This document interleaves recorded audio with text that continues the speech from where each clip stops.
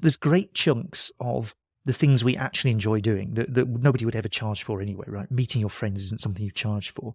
And you can expand that principle quite easily, even, and in some ways perhaps especially, in a world that's more resource constrained. Like, we are going to have to, if it is harder to grow food, we're going to have to find a way to distribute food more fairly. Okay, now that may or may not involve price controls or what you do with the market, or God help us if it ever gets to rationing or something like this. But these are ways to make that happen. What you do with the rest of your time and the rest of social life, we should expand the range of free things that people can do. We should make it easier for people to do free stuff. We should have more libraries. We should have more public spaces that are free. We should have more concerts that are free. We should do these things. That seems like an obvious solution to a world in which material stuff is harder to get hold of. Hello and welcome to Planet Critical, the podcast for a world in crisis. My name is Rachel Donald. I'm a climate corruption journalist and your host. Every week I interview experts who are battling to save our planet. My guests are scientists, politicians, academics, journalists and activists. They explain the complexities of the energy, economic, political and cultural crises we face today, revealing what's really going on and what they think needs to be done. These are the stories of the big picture. Go to planetcritical.com to learn more and subscribe.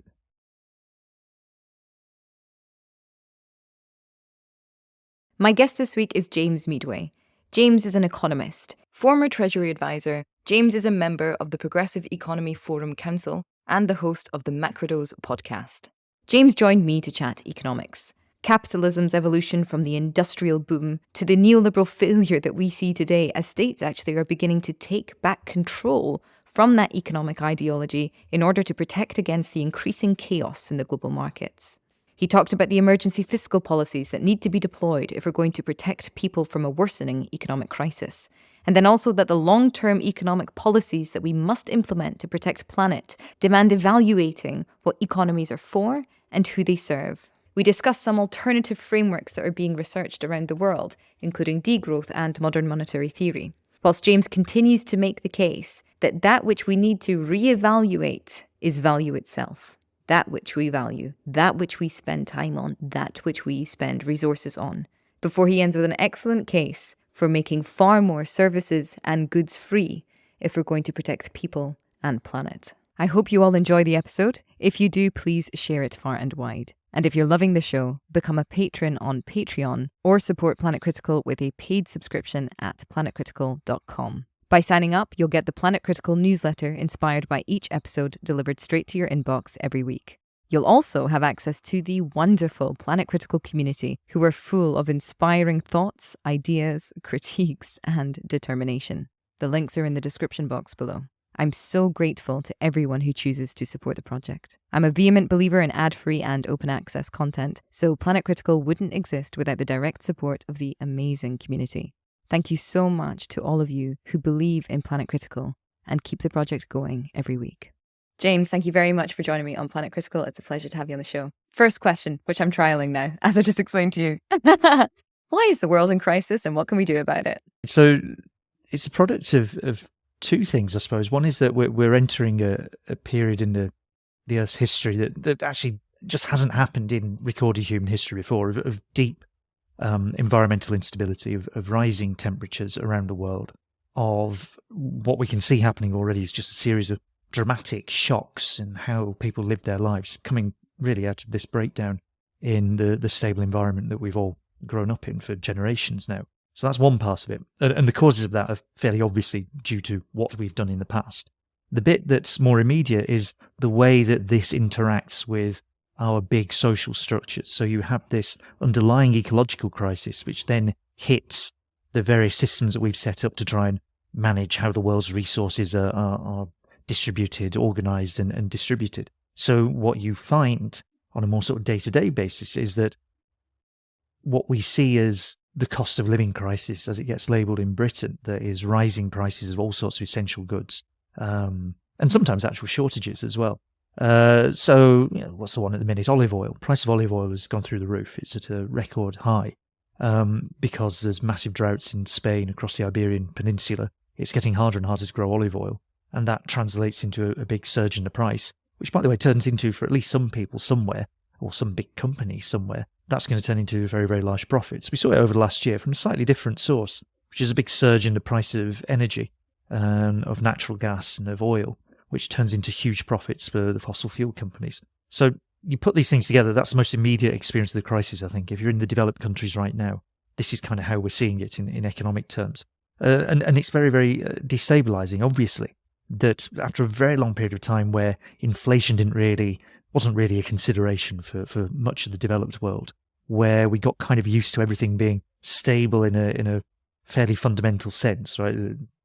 Obviously, the world wasn't subject to these ecological shocks in this way, but beyond that, the world economy, other than the 2008 crisis, is kind of ticking along. It wasn't sort of profound dislocation the kind we're seeing now. And that's what we're in the early years of. This is how we experience the environmental breakdown. This is how it turns into what we see and perceive as economic crises, is the environmental crisis working its way through those big social structures that we have.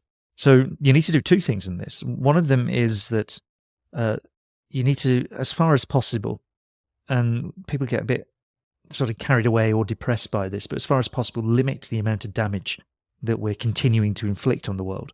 The more greenhouse gases we put out, the worse things are going to become over the rest of this century. I mean, that's just obviously what the scientific modelling will tell us now. But it's not just greenhouse gases, it's also biodiversity loss. It's also more generally resource use. So you have to have a fairly comprehensive view of what we might want to do instead.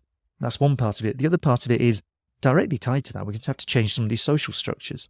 That if we have a world in which a few very large companies can sit at critical parts in the really essential systems that we rely on.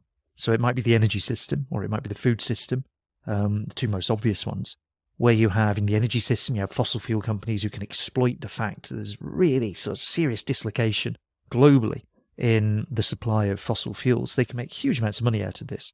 You can see something similar happening with the soaring profits of the world's 4 largest agribusinesses, up 255% in the last few years, on the basis of this disruption. You can see it in the speculative profits, the speculation that's taking place in food prices now, that you're going to have to change some of these social structures to get rid of that speculation and profiteering if we're having to deal with a world that's more unstable.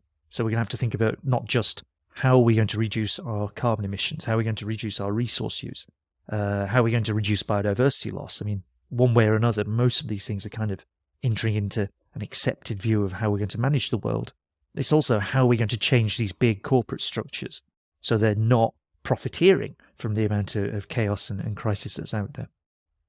So this is an economic problem that is reverberating through our environment, and the environment's reaction we are feeling first within our economic systems. Yeah, that's exactly it. So we spent 200 years or thereabouts with industrial capitalism. I mean, critically digging up fossil fuels and burning them to produce energy to power an incredible period of industrialization and transformation in how we live our lives. I mean, it's extraordinary the things that have happened, obviously, in the last 200 years. But it's got this backlash or backwash effect, which is climate change and global warming. That's one part of it. The other bit is sometimes it gets not quite as much attention as it deserves, which is the combination of resource use, that we are actually intruding quite significantly on the amount of raw materials that are out there for us to consume and turn into other things through these industrial processes, including farming, by the way. I mean, there's increasing pressure on farming, not just from kind of extreme weather events that you touched on, but also the fact that productivity of farmland is not growing as rapidly as it used to. It's getting harder to find good farmland to grow things on, that there's a real sort of pressure on resources there. And the final bit is biodiversity loss, which we can see in all sorts of different ways. The one that gets raised quite rightly is the loss of pollinating insects and this sort of thing. That these all have impacts that hit us not directly, but through the economic institutions that we have.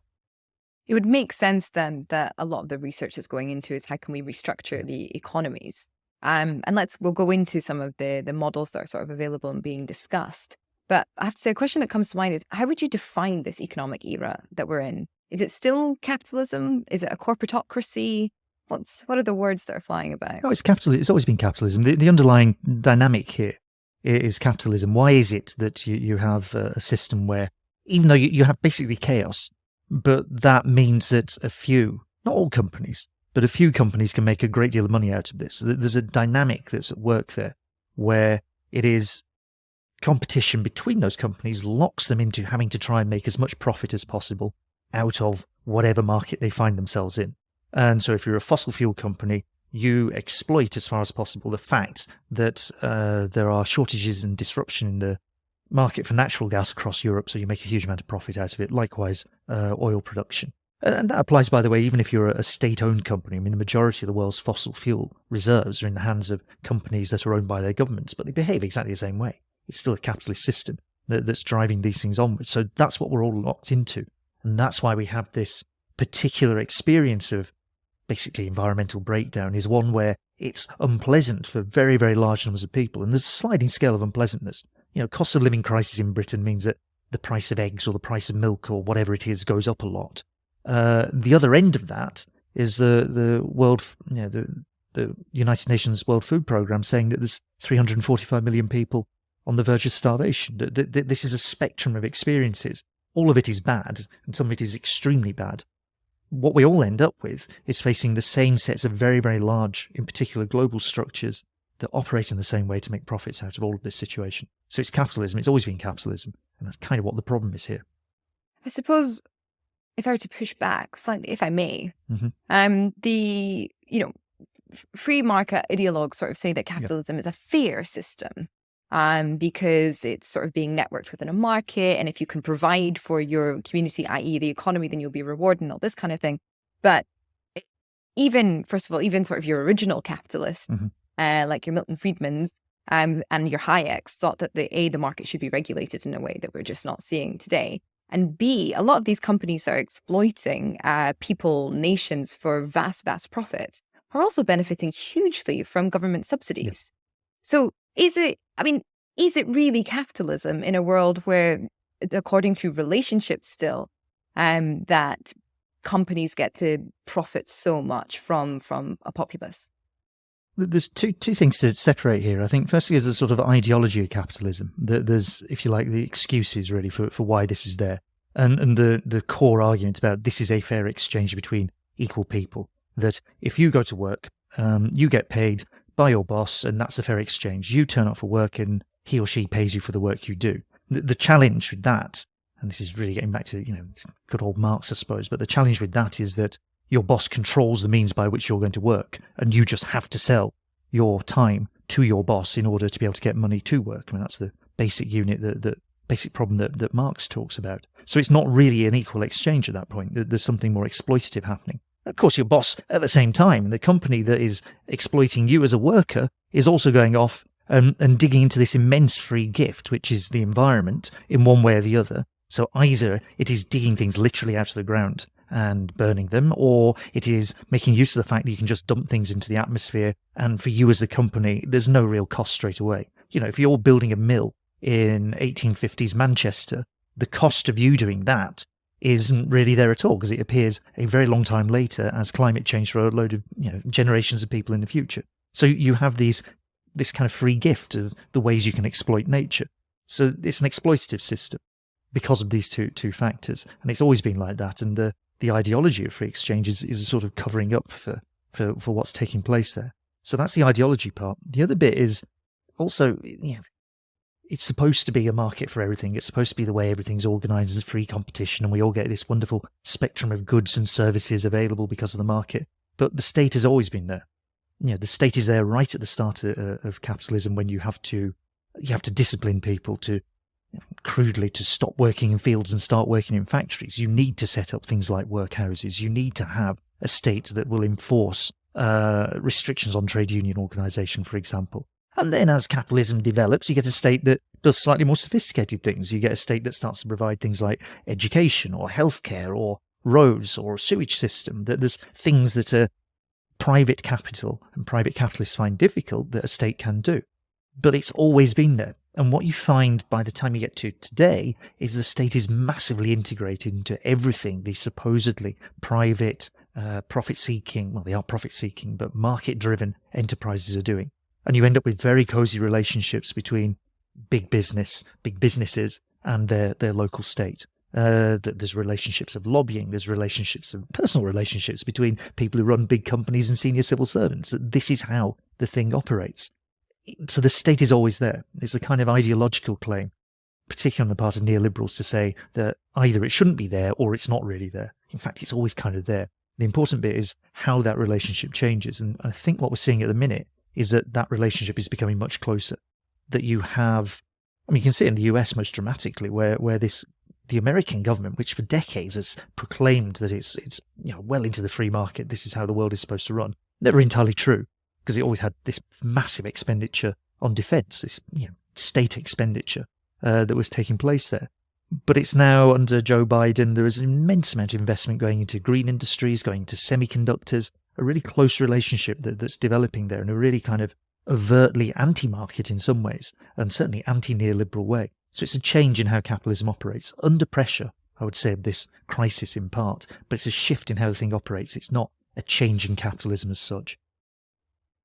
It seems that what the United States and what the United Kingdom are doing is very, very different. It was sort of incredible to see Biden, the president of the United States, want to bring industry home, sort of saying, back off to the global market and panic in that way. And here's hoping some good will come out of that. It seems that the role of the British government right now is to continue driving profits to the corporate elite. Is that fair to say? Yeah, it's completely fair. In fits and starts, the British government is in fact having to do the same thing. Every government on the planet is subject to similar sets of pressures. One of them is actually the environmental crisis, right, which in various different ways, the series of really big shocks and dramatic things that happened in the last few years, take the pandemic, have meant that governments have had to intervene. Whatever they might think they're doing, they've ended up having to do something big. So in Britain, you have a government which is supposed to be, it's the Conservative Party, big believers in the free market and all of this. Suddenly they spend a fortune via furlough and massive interventions in the economy to deal with the pandemic. And they kind of keep doing this. They've had to nationalise another railway company. They don't want to do this, but they are having to do this. They were talking over the weekend. It was leaked to the Daily Telegraph. The government is considering food price controls, right? Because it has to deal with the fact that food prices are shooting up astronomically in Britain at the minute. So it's the government's being forced to act like this. In their heads, if you go and dig out Rishi Sunak and ask him what does he really think about the world, he will still try and tell you a story about how he's a true believer in the free market, and one day we're all going to get, when all of this has calmed down, we're going to get back to the proper free market Thatcher position. Of course, it's never going to calm down. That isn't going to happen anymore. The other one, of course, to throw in is there's a kind of direct competition that's been felt, in particular in the US, although you can see it in the EU as well, and in Britain, which is that for most of its existence since the Second World War, the US has barely had a competitor, not economically, not really, maybe militarily with the old Soviet Union, but once that was out of the way, it was the global superpower, and there wasn't another superpower out there. What you're finding now with China and its incredible growth over the last 40 years or so is that the US is suddenly facing serious economic competition in things that it takes very seriously. US capitalism takes very seriously. So it's high technology equipment, it's things like semiconductors. You can see the fight emerging around green investment, and this is why the Biden administration is steering money into those things. Everybody's subject to that kind of pressure as well. So that everybody's having to adapt around not only this sort of ecological crisis, but also this change in the balance of global power. It's interesting, isn't it? Because you saying that there, it suddenly seems that actually states, despite this ideology of kind of being in the background and just being there to implement framework that allows for the market, the state is the market in a sense. If the state decides that this is what we want to invest in and this is what we want to develop, then the market responds. And as you just said, it's the United States responding to China's government and to their strategy that is now implementing or creating these whole new market forces within United States borders. Exactly. The Inflation Reduction Act, so-called, which is what all the sort of the big, very, very hefty green investment the Biden administration is planning is coming through. It is exactly like that. And you can see the impact on it, that because the government there has gone out and said, we are going to put an absolute fortune, hundreds of billions of dollars, into green technologies of various sorts, particularly electric vehicles, which has its own problems, by the way. But suddenly every company on the planet, all the car manufacturers, anybody who wants to make batteries, anybody who's connected to any part of that supply chain is thinking, oh, right, well, I'm going to go to the US and get those subsidies and set up there. And there's investment crowding into the US now because of that. That was government action that led the market. So instead of the old neoliberal thing where, exactly as you say, the ideology and the practice of governments was to go, we can't do anything, it's a level playing field, let the market decide. Never entirely true in practice, but that was what they'd say, and they'd sort of try and do that, particularly in Britain. That's been turned on its head, because now you have governments deliberately creating markets, and you can start to see the impact of that in the way that investment is flowing into US green technologies. But they're also creating markets to facilitate business as usual under the guise of addressing climate change. Yeah. So one of the things that the EU has been really, really big on has been the carbon offset market. And they're now trying to create a framework. Well, they're not trying to, they are developing frameworks for biodiversity offsetting and water pollution credits and air pollution credits. Can you speak to some of these tools that are being deployed, and what's your opinion on them? Well, none of these things work, right? There's a basic, notoriously so in the case of things like carbon trading, which has just been a complete washout in terms of actually doing anything serious or significant about greenhouse gas emissions. And then the next step for the sort of somewhat neoliberal way of thinking about things is, okay, well, then we'll have a carbon price and we'll do carbon taxes. And again, it's like it falls short of what is needed, because what you actually need to do is change how we produce stuff. Now, what's quite interesting about the Biden administration, to a lesser extent, some of what the EU is now talking about. For years, this was decades. This has been a very neoliberal institution. It's now talking about tearing up some of its own rules, own neoliberal rules around state aid, about whether governments are allowed to support their industries, that sort of thing. It is talking about how it might start to design and shape some of these new industries. So green technology on one side, semiconductors on the other are really sort of big examples of that. But it's still happening in a bunch of institutions that are really wedded to neoliberalism as a way of what you should really be doing. And it keeps coming back all the time. You can see it very, very much so, like we just talked about in Britain. In the case of the EU, it's always like you look for the neoliberal solution first and then maybe panic and try and find the next thing. It's not a very efficient way of doing anything. Right? It means you're probably going to lose in a whole load of stuff because you go to the wrong solution or the less good solution before you hit on something slightly more practical. But that's where they get to. The other bit to throw in is that, look, just because it's not so neoliberal doesn't mean it's particularly good. Daniela Gabor, who's an economist specialising in sort of in finance economics, really, talks about the role of the state in de-risking for private capital. In other words, yes, it's a big investment by government, but that investment is there to kind of make the place safe for private capital. So, government turns up and says, we'll take all the difficult things that you don't want to do because there's not much profit and it's really risky. We'll make sure we do that, and then you can go make a profit out of what is left. Right, and she's kind of onto something when describing some of what's happening with the Biden administration like that. I don't think she's necessarily completely right, because there are some restrictions on. If you go and look at what the Biden administration says to companies wanting subsidies, they say, if you make excess profits, we will take those excess profits. If you want to build a semiconductor fabrication plant, you have to provide childcare for your workers there. It is placing some restrictions, so it's not a purely sort of de-risking exercise. But there's a strong element where all of this isn't necessarily about how do we make a world or an economy work for the people in the first instance. It's about how do we make it work for capital. And that's the way that you can see this playing out. So how do we make an economy work for people and planet? Well, that's the really big, overwhelming sort of question on this point. There's a couple of things. I think the first one is that, look, we need a sort of emergency response to at least some of this stuff. In other words, that when you have a situation in which there are sudden surges in prices of basic goods, like as the most basic sort of starting point, it would be good to have a government that said, we will not allow that surge to happen because we are going to clamp down on the profits that are being made in that surge in prices. You can see this across food at the minute, where the markup on a pint of milk in Britain, in other words, the amount of profit that companies are making out of that, has gone through the roof. What's basically happened is that companies are exploiting the fact there's a degree of sort of chaos and instability to jam up prices. They have some market power there. So what you'd want to do is say, we will restrict that happening. And you need a government that's prepared to say, we will enforce this if we have to. Because what you want is to reduce that profiteering and therefore support people's living standards over here. Now, that's a kind of emergency response. That isn't something that gets you all the way to the point where the world looks better, but it at least stops things getting much worse for people. Because as this plays out, right now, the cost of living crisis is basically a crisis where most people's real incomes are falling. In other words, prices are rising a great deal, their wages are not keeping up.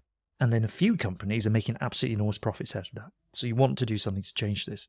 The more fundamental bit, I think, gets you into a question of how do we restructure how we produce and consume and live our lives? Because actually things are serious and we're going to have to think about these much, much broader issues, which gets you into questions around, for example, if you want to reduce the environmental harm that you're causing on a day-to-day basis, a quick way to do that is actually reduce the amount of hours that you work.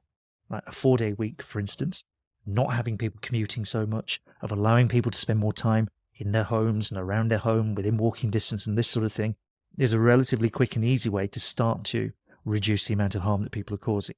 And can be something quite positive in terms of how people live their lives, if you can guarantee that people get the same income out of this. And that to me looks like a building block of what we want to do and how we're going to start to think about what the world will look like. Instead of this sort of peculiar discipline of you go to work to earn money to buy some stuff and that's just what you're going to, that's the, always round and round and round with this. We're actually going to do something to break that and change it, which is that we're going to give you more free time. And in giving you more free time, we're going to create the conditions where we're all collectively going to do less damage to the environment as a result. That's a step on the way there. Just thinking more creatively about how and where and when and for what purposes we work. The step beyond that, I think, and this is the point where it gets, bumps right up against the sort of the fundamental bits of capitalism, is that this also becomes a question about ownership and therefore of control. That if you have large chunks of the world's resources, and historically this could well mean things like fossil fuels, but you can see in the future it's going to mean things like access to technology, green technologies, access to artificial intelligence, access to semiconductors, right? If you have these resources in the hands of actually a very few, very large institutions, that hands a great deal of control over to those institutions that the rest of us won't have. So what you need is a change in the form of ownership, particularly over those technologies, that you don't want new technologies to simply be patented and taken up by big private companies with their own drives to make profit out of it. You want to see the forms of intellectual property we have, if we think about artificial intelligence, cracked open and the technology spread everywhere, and a change in the kind of forms of ownership that we're using here. Now, some of that might end up being different kinds of public ownership, familiar kind that we're used to, where you have something that the government owns and runs ideally in the public interest. Some of it might also mean forms of community ownership, where you have local electricity generation, a wind farm that's owned on a localized basis, that this is part of a solution here. Some of it might be worker ownership, which we see sometimes and increase. It's not very big in Britain, but it's starting to gain a little bit of a toehold there. Once you start to open this question, that I think gives you all the building blocks you need for what will the world look like in future. So interesting. I asked you that question and you didn't use any of the words that are scattered through our papers and on our news bulletins every day when it comes to economics. Words like, I'm not going to be able to remember any now off the top of my head. I don't know. I know you already mentioned inflation, but just this kind of thing. Interest rates. Interest rates. Sure. Yeah. There you go. And what else? I don't know. Dividends. This language that seems sort of deliberately created to obfuscate the fact that none of it makes sense.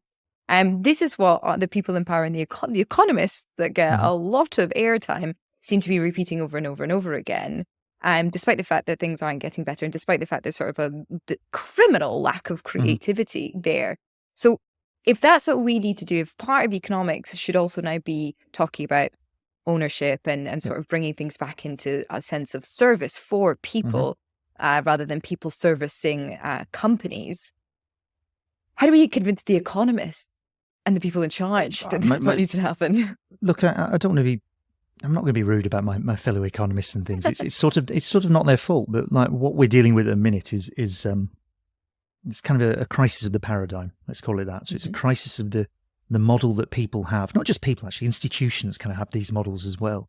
A crisis of the model that people have in their heads, where the levers that the model gives you that you're supposed to pull are supposed to produce these sorts of results, and they're obviously not. And you can see this most obviously with interest rates, right? The model that the Bank of England has, that the Treasury has, that's just the conventional what you get taught if you go and do economics model, is that if you have high inflation, put up interest rates, that will bring inflation down.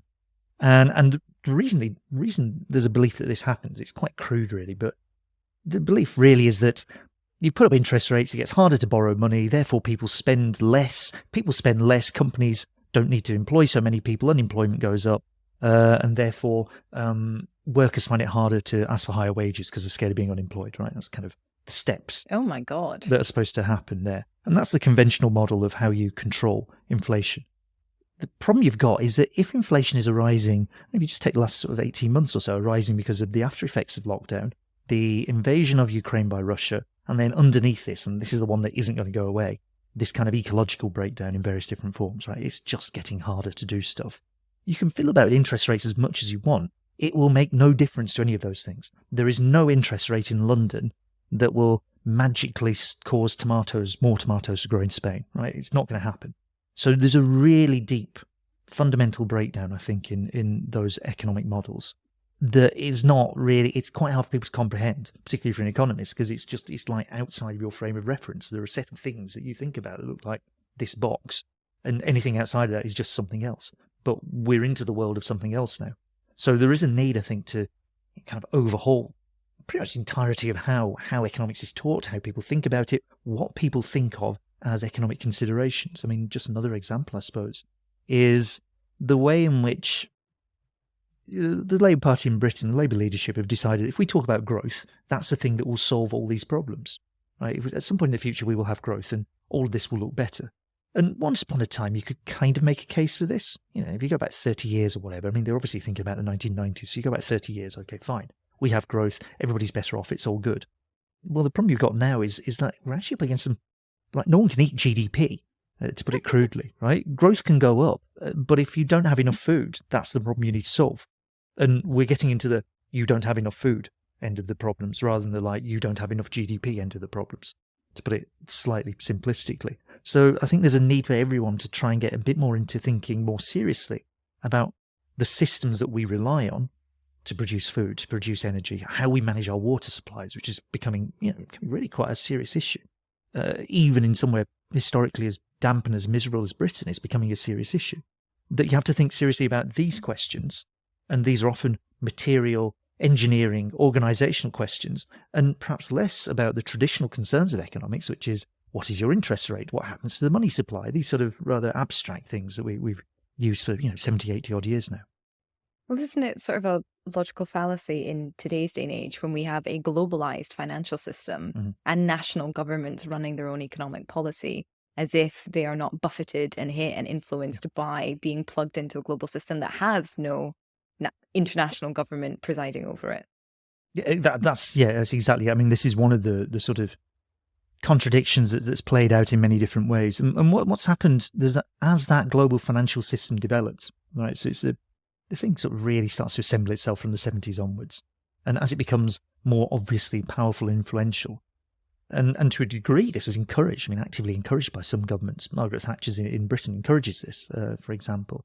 You get a response to it, which is to sort of say, oh, well, we'll just accept that this big global system's there and adapt all of our policies around what the big global system wants. I mean, this is kind of Tony Blair's politics, or Gerhard Schroeder's politics, for example, or Bill Clinton's politics, where you just say, the big global financial system is here, we have to adapt to what that is saying to us, and this will kind of work out eventually in some form or another. Now, I mean, the way it worked out eventually was that we created a huge amount of debt because the big global financial system was good at that. It made us feel quite rich for a while, and then the debt bubble burst in 2008, and we've all been quite miserable since for various different reasons. So it always had a limited shelf life. What's peculiar now, I think, is that increasingly that big global financial system of 20 or 30 years ago doesn't quite work in the same way. What you're finding is that there are some government institutions, in particular central banks, that are increasingly important in how the global financial system operates. So that if you take, for instance, the Bank of England and the way it has been pushing up interest rates over the last 18 months or so, at least part of the reason it's having to do that is because the Federal Reserve is putting up interest rates. And at least part of the reason that that both of these institutions are so important is because when you came out of the crisis of 2008, it was the central banks that were able to produce huge amounts of money in the form of quantitative easing, that were able to get through that crisis then, that because they were one of the primary institutions of rescuing the crisis, they are now important from this point onwards.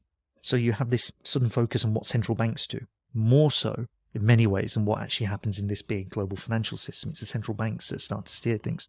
So in other words, there's kind of a reversion almost to what at least some of the larger economies, nation states, are able to do.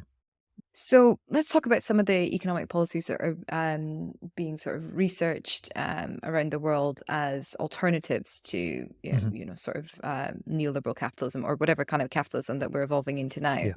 Yeah. What do you think of degrowth? You mentioned a 4-day work week. Yeah. That is a sort of foundational policy of degrowth.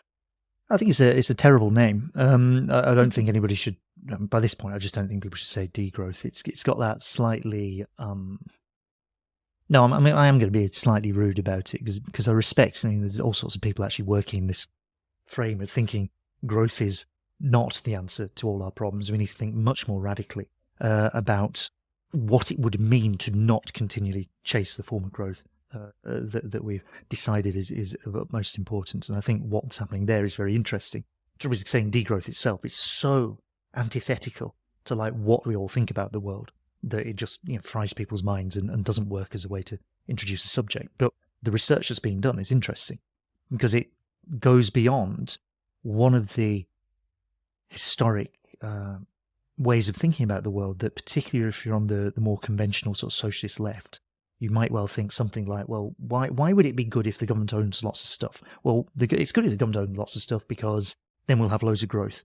And if we have loads of growth, we'll have this abundance and plenty for everyone, and then we won't all have to fight amongst ourselves for all the distribution of the world's output because there'll just be stuff for everyone, and therefore loads of growth is good. And that's kind of quite a fixed way that at least part of the left has about thinking about the world. Loads of growth actually good. The degrowth paradigm that these thinkers trying to make this work and working around it, Jason Hickel, for example, or Yorgos Karlis, would talk about actually you need a more radical critique from that you can't just go, let's have more and more stuff forever because of these environmental limits of various different kinds. And therefore, you have to try and think about, in a more fundamental sense, how we organize production and consumption. And that's really interesting. And that's where opening up the issues like how do we spend our time? How much should we work? How much should we not work? I think is a more productive question, so to speak, than thinking about how do we get more growth. Right? It's better to get to the fundamentals of what it is that we're actually doing, how we relate to each other, how we relate to the natural world, rather than getting a big abstraction like make GDP go up and this will make everything else look better. Out of interest, do you have a different name that you think would be better? I mean, there's a bunch of people talking about a growth, right? Which is actually, they'll define slightly differently as like, oh, we just don't care about it. And that's probably, by the way, that's probably about the right way to think about it. Like a lot of, if you imagine this, government suddenly ends up in Britain tomorrow and is really committed to changing things. A whole bunch of stuff it would do would probably make growth go up as you'd normally measure it. If you said, let's go and retrofit everybody's house, right? Let's give them proper insulation so they can save money in their heating and reduce the amount of carbon emissions that they produce, that would be a huge contribution to growth as you'd normally measure it. I mean, but you wouldn't do it because of the huge contribution to growth. You do it because it's a good thing to do. So it's just like the idea that just park this slightly daft, increasingly useless, actually, measure of gross domestic product and think about what really needs to happen. Okay, just a quick question that's popped into mind as you were saying that then. Given that measuring growth and increasing growth is just sort of measuring the GDP that is spent, and given the obsession that governments have with growth and their economies, why don't they just spend more in order to increase their growth? Why don't they just go and retrofit all the homes immediately and call it growth? It depends on which government you are. There is almost certainly more capacity to do this for most developed countries than we've seen. You take the last 10 years or so, I mean, where you have a period of governments deliberately not just spending less, but actively seeking to cut their existing expenditure. This is austerity, right the way across Europe, including Britain. And this is sort of bizarre because there's actually no real reason why you couldn't go out. And you can run a very conventional economic model to tell you this, that you could just spend more money and create more jobs, and this would give you some win-wins. It would give you more jobs created by government, which would lead to more people spending money, which would lead to more jobs being created elsewhere, and everybody's somewhat better off as a result of this. A bit of research that the Progressive Economy Forum did last year showed the colossal, catastrophic losses, many hundreds of billions of pounds that we missed out on because we spent 10 years doing austerity rather than just having a government that said we're going to keep spending as we were spending before. So there's a degree to which there's I'm going to call it just ideological. I think there's more to it than this, but there's a sort of institutional bias, particularly in Britain, against governments doing this. The way the Treasury, for example, thinks about the world is like the books must always balance, however we define that, and the book is always going to balance, and we're very, very concerned about spending, and we're concerned to the point that this is becoming self-defeating, that we're going to impose austerity, even though it's not going to work, it's not going to actually reduce our debt in the way we anticipate, and it's going to make a load of people poorer, but we're still going to commit to this because the books must balance. So there's a sort of institutional problem there. You can see it at the EU as well, with the European Central Bank and the EU over the last 10 years, particularly as applied to Southern Europe, where it's the same, like, well, you're just going to have to make the books balance. This is what you're going to have to do. So there's a lot more capacity there to do that. The harder questions start to be, okay, if you had a government that wanted to spend more and wanted to do more things, the difficulty there, particularly for Britain, is that we don't actually have a lot of capacity to do more things. Like, there's a whole lot of things we might want to do. Let's build a load of wind farms. Okay, fine. We don't actually have the factories to build wind farms, so we're just going to have to buy a load of wind turbines. I mean, eventually one day you can build a factory, but you're going to have to go somewhere else and buy the wind turbines from somewhere else if you want to do this on a large scale. So that's a bit of a constraint, because then you're going to have to pay somebody else to do this in order that you build the things here. So you run up against some of these peculiar, particularly in Britain, where the economy is just really seriously dysfunctional. You run up quite hard against these problems of how you relate to the rest of the world, and do you actually have the resources to do this sort of thing? I think this leads us on quite nicely to MMT, which I would love your professional opinion on. Now, I'm going to butcher it because I haven't had somebody on yet to fully explain MMT to me, but it's in my Twitter sphere. And from what I understand of it, MMT, modern monetary theory, the backbone of it, which is what makes it so attractive, is that if governments use their own currency, they can just print as much as they want. And this idea of debt, this idea of inflation, all these things is just an illusion that we're ascribing to. It's this old economic model. Would that solve our problems if we all just implemented MMT? I mean, well, no, I'd say no, for a couple of reasons. I'll try and do the most sort of generous, the fairest way of talking about MMT that I can, which is that there is a large part of it is just simply true. Now, I always feel it's true, but it's sort of obvious that the description a lot of MMT people will give you, which is something like a government doesn't need to raise taxes to spend money. It can literally just spend the money. And that's sort of true. That is actually what happens when the government spends money. It doesn't have to, it's not some piggy bank somewhere. There's not some vault full of gold coins that the government has to hand out before it can make anything happen. It can just go off and spend money. It does not follow from this that the capacity of government to be able to spend whatever money it wants means that it can make anything it wants happen. So if you take Britain, for instance, and take the example we just had, that, for instance, we have had this miserable problem over last year that natural gas prices across the world have shot up, and that has turned into very, very big increases in people's household energy bills. And to get around this, under some pressure, the government introduced the energy price guarantee, where it's not actually very effective, but they kind of cap the household bill at a certain level and basically pay for the rest. Right, so they'll pay for the costs on top of that. Now, they have actually been borrowing to do this, and you can get quite a long way with that. The difficulty you face if you're Britain doing this is that you have to buy about half the natural gas you use from the rest of the world. So you have to take pound coins and go off and swap it for another currency in order to buy the natural gas. If you are just printing loads and loads and loads of pound coins, there is a reasonable chance that the rest of the world will say, actually, maybe these pound coins or these electronic pounds are not worth as much as you're claiming, and we'll want more of them in order to buy our natural gas. Same thing goes for food. We import just under the half of the food we eat.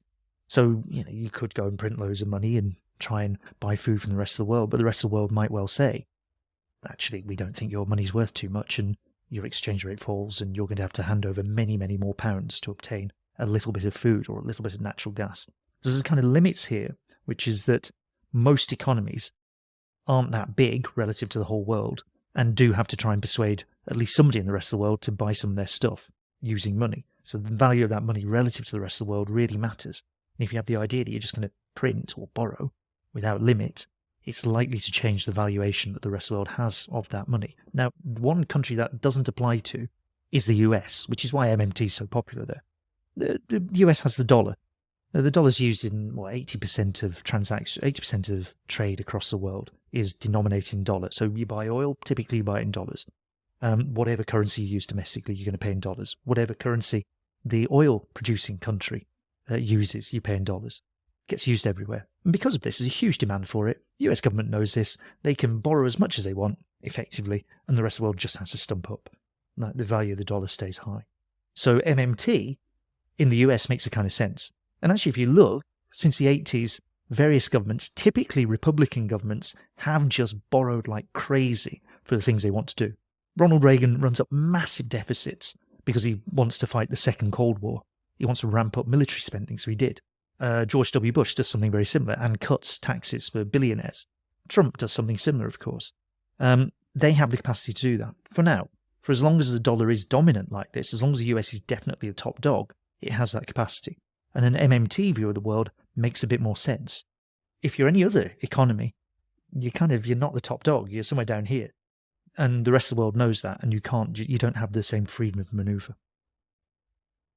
Who are they borrowing from? Oh, what? Who? The US? But just when governments borrow, who are they borrowing money from? Well, this is a really good question, because it's like, it depends on which government you are and which country you are, right? Because it varies. So if you're the Japanese government, you've mostly borrowed this money from your own citizens, for example. So Japan is Japanese government's got an astronomical debt relative to the size of its economy, 200% of GDP or whatever it is. And this is usually considered not to be a problem because a great majority of that is basically borrowed from Japanese citizens. If you're in Britain, I mean, historically it was something like that as well, that you would borrow money from institutions in Britain, but a lot of people in the rest of the world would also want to lend you money. This is when you get this talk about the cost of borrowing going up and down, right? Because this is people deciding they want to lend money to the British government or not deciding they want to lend money to the British government, and that makes the interest rate it faces go up and down for its own borrowing. Just recently, a lot of people who are into trading government debt and who are potentially wanting to lend money to governments have become more concerned about the state of the British economy and its government, so the price of government borrowing has really gone up for Britain just over the last few weeks or so. And these things move up and down because of that. The peculiarity since 2009 is that Britain, like the US, like a whole bunch of other places, has also been doing quantitative easing. The mechanism of quantitative easing is when your central bank issues a load of new electronic money and goes off into the bond market, in other words, the market for government debt, and buys that government debt. Which means that the Bank of England owns, fortunately, about 20% of UK government debt is owned by the Bank of England. And it's similar for other countries that have done quantitative easing. And then that's kind of weird because the Bank of England's owned by the government, right? So there's an argument that all you've done is kind of printed money and you've not really done any borrowing at all, right? That's what some people will claim about quantitative easing, and they have a point. So it's a bit peculiar. Like, government borrowing is very peculiar about how it operates and what governments will do to raise this sort of funding. It's usually not, depending on the interest rate you're facing, it's usually not such a bad idea to do it, simply because it's generally speaking, particularly for the British government, it's quite a quick way to get funding in very, very rapidly. If you want money rapidly, going off and saying we want to borrow this money is actually a pretty rapid way to get the money in to balance your accounts and do all the other things you're supposed to do as government. You could see this in coronavirus. There was an astronomical amount of borrowing that the government suddenly did. They went off and said, we need to borrow this cash. Now, what happened then was the Bank of England stepped up and said, we will massively increase quantitative easing, so we will, in effect, just buy these bonds off you and lend you the money that we're busy printing. So it gets tangled quite rapidly. But the issue I think that we need to think about, if you think about how you might get out of this and get to something better, is what really matters is the distribution of resources. Who has what? Who holds the wealth? And what are they doing with it? And government borrowing and quantitative easing, this sort of thing, can change some of that. But really, when you get down to it, you're going to have to think about how you're going to tax some of that wealth, because you need to shift actual resources around. You need some people, some very, very wealthy people, need to be less wealthy than they are, and other people need to be better off than they are. The most effective mechanism we have for doing that is taxation. That's interesting. I mean, it seems evident, but it's not often part of the conversation, quite frankly, perhaps because it's been shut down sort of in so many developed nations, quote unquote. But the difference in tax rates even in the last 50 odd years is astonishing. I mean, I think it was pre-Reagan where the highest tax rate in the United States was still about 90%. for the wealthiest. Yeah. And now if you were to push anything close to like 35, people on both sides of the aisle freak out.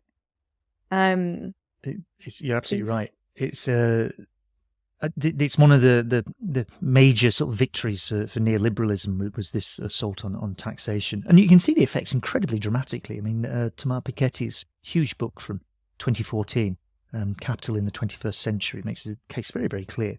If you take the set of the larger economies, and you take the last 200 or so years, I mean, capitalism produces a great deal of inequality for a long period of time. Right, entering the 20th century, these are very, very unequal societies in US, in France, in Britain. And then it's the sort of crisis of, the First World War through to the Second World War, and then the period after the Second World War, critically, where you have high rates of taxation and suppression of wealth in Britain and the US and France and Germany and these other places, that you have much more equality, massive reduction in inequality, that once you hit the 1970s, and governments deliberately, in the belief that this will make everything better for everyone, this is trickle-down economics, that you remove these restrictions on wealth. So you get rid of the taxes. You say everybody with money can take their money wherever they want in the world. And you do this because you think it's going to make life better for everyone. At least this is your excuse. And suddenly inequality skyrockets right the way across the Western world in particular. And then even more dramatically, actually, after in Eastern Europe after the fall of the Berlin Wall. And then, of course, really, really dramatically in China from its own period of sort of shift towards a neoliberal model. I actually don't know much about that period in history in terms of why the why changed. So if things were going pretty well, you have this economic boom in productivity, boom in industry after World War II, boom in population. And if standards of living are increasing and inequality is decreasing, the economy seemed to be working. Why did Thatcher and Reagan so desperately want to change it? It's always a question of working for whom. And the challenge you hit by the 1970s, there's lots of different bits into play, and there's a huge sort of argument about why precisely this starts to break down. But the short version of it looks something like, look, by the time you get to the 70s, you have real wages rising very rapidly in places like Britain and France and West Germany and the US, rising faster than ever before. Incredible. When you had conservative prime ministers that could fight elections with a slogan, "You've never had it so good," they were kind of right? This is an extraordinary period of boom for most people. Not just like a few people at the top and maybe everybody else gets a bit. This is like quite widespread prosperity. Much of what we take for granted in the sort of developed world that we live in today, the fact that everybody has a television set or a fridge or even an indoor toilet, that this is all put in place in those years after the Second World War. The challenge by the time you get to the 1970s is that this is putting pressure on profits. That the reason really we still tend to think of the 1970s as the worst crisis that ever existed, and there was inflation and strikes and blah, blah, blah. The underlying reason that this is the sort of mythology of it is that profit rates had collapsed, that wages were going up and up and up, and profits rates were falling, even with inflation. Inflation in the 1970s, as prices go up, but wages go up even more. So people in Britain, on average, were richer in 1979 than they were in 1970, despite the fact that you had, for some periods of time, 25% inflation. Profits, on the other hand, had collapsed. And if you're concerned about running a system that's there to get profits falling and falling is a crisis, a really big crisis. It's why the crisis this time looks different. Because instead of wages going up, inflation's gone up and wages have gone up even more and profits have fallen. That's the 1970s. What you're seeing now is that inflation's gone up, but wages in real terms are falling and profits, at least for some companies, have gone through the roof. So it's a very different kind of crisis. And that's because this time they are deliberately protecting these profits from experiencing, right? Yeah, okay. And we don't have the things we had in the 70s. Most obviously a very large and powerful trade union movement. It's not there in the same way. The restrictions on what capital can do not apply after 40 years of neoliberalism. Mm-hmm. I hope this isn't a stupid question, but I'm going to ask it anyway. For it. We started, it's the kind of question that I think, freshers sort of sit around and get stoned and ask themselves, but I'm interested nonetheless. We started this conversation as well talking about the ecological crisis and the resources and taking too much from the planet and a finite planet in order to feed infinite growth, feed our resource use and feed our consumption. And we have then spoken a lot about economic models, the fallacies of some of those models, ones that can be implemented, currency trade, all these kinds of things. And I suppose my question is there a system, or should we attempt to be moving towards a system as well that kind of erodes the power of money? Because it seems to stand in the way between understanding that which I have paid to buy actually is a resource, is a finite thing that has come from the earth or has come from the exploitation of people. It removes the physical impact of our actions. And so should we be talking about economic systems that try to, and not marry that relationship necessarily, because I don't know about you, but I'm very nervous about natural capital. And putting a price on nature, because that completely erodes the value of that which cannot be bought. Yes, is there an economic system that we could try to sort of envision that moves away from money as the denominator of value? Oh, for sure. I mean, if that's a stone question, that's a really good stone question. It's like, but no, I think you're absolutely right. I think this is critical. That if we think about how we might manage what's kind of bearing down on us quite rapidly, the way we're going to have to deal with a fair distribution of resources and how we use our time and how we use what's available, a great chunk of that is going to have to be taken out of the operation of markets, which means the operation of money. So, and that could be a range of different things that we find valuable that we are going to have to find a better way to distribute from this. We do this already. I mean, we're kind of making a cack-handed job of it, or at least the government is, with the NHS.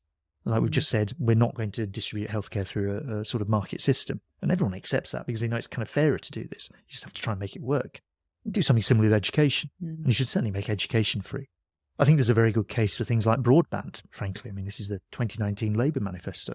That could be taken out of the money system.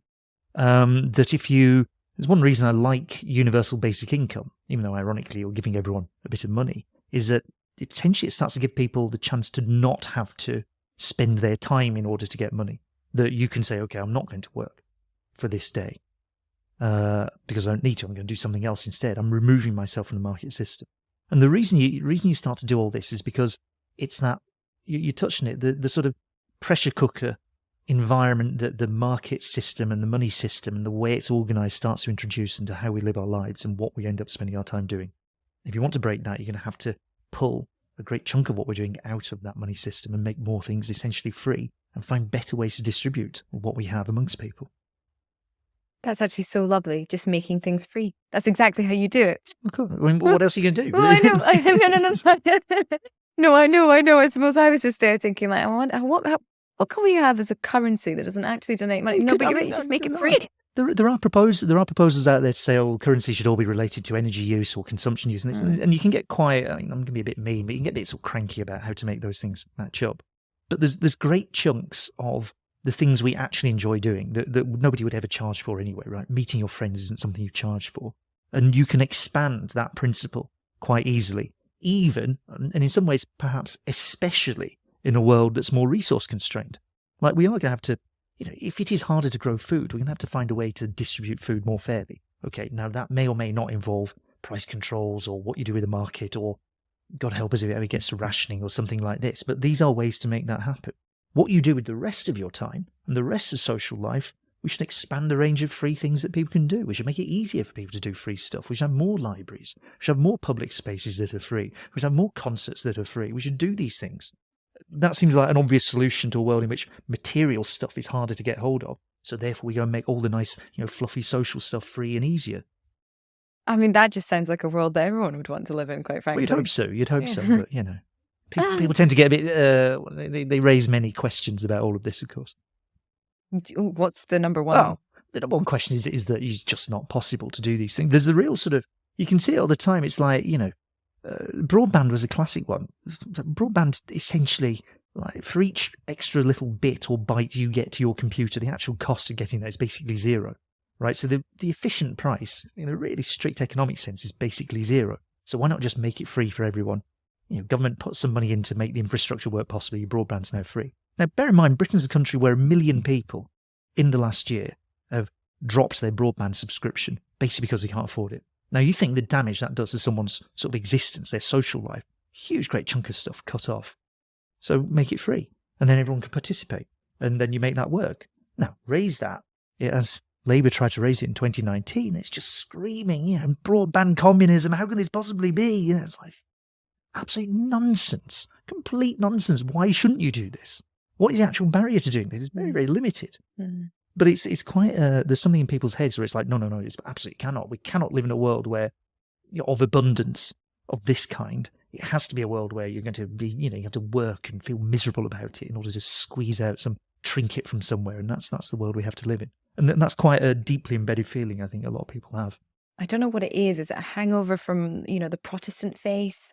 It's bloody everything, isn't it? I mean, it's like the entire structure of how we relate to each other under capitalism is organised around principles of markets and trade, and you will pay money for this in order to get that, and you grow up thinking with this as your basic mindset, even if in reality you spend most of your time doing a load of stuff just for free because it's like what you want to do and you're not paying for it. Like a whole load of things we just don't charge for because it would be daft to charge for. We accept that.